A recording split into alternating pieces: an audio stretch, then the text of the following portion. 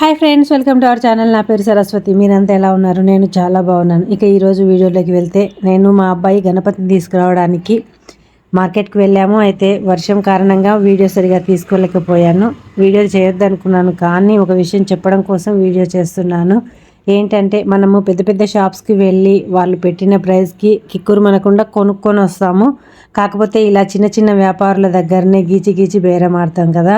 నాకు అదే అనిపించింది. అంటే మేము కొన్న విగ్రహం కూడా 1500 అడిగితే 1200కి ఇవ్వమని అడిగి తీసుకొచ్చాము. వచ్చిన తర్వాత కాస్త గిల్టీగా అనిపించింది. అందుకే ఆ విషయం మీతో కూడా షేర్ చేసుకుందామని చెప్పి ఈ వీడియో చేస్తున్నాను.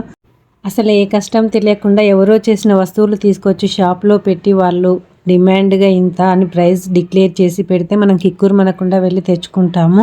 అంటే మనం పెద్ద షాప్స్లో వాళ్ళు ఎంత అడిగినా ఇస్తాము, కానీ ఇలా రోడ్ సైడ్ పెట్టుకునే చిన్న చిన్న వ్యాపారస్తుల దగ్గరే మనము గీచి బేరమాడి మనకు ఎక్కడ లేని పొదుపు అక్కడే గుర్తొస్తుంది.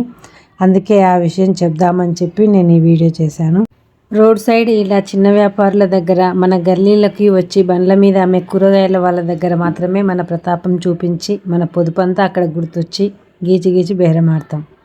మీరు కూడా ఇలా చేసి ఫీల్ అయిన సందర్భాలు ఉన్నాయా? ఉంటే కామెంట్ చేయండి. ఈ వీడియో నచ్చితే లైక్ చేయండి, షేర్ చేయండి. ఇలాంటి మరిన్ని వీడియోల కోసం మన ఛానల్ని తప్పకుండా సబ్స్క్రైబ్ చేసుకోండి. Thank you for watching.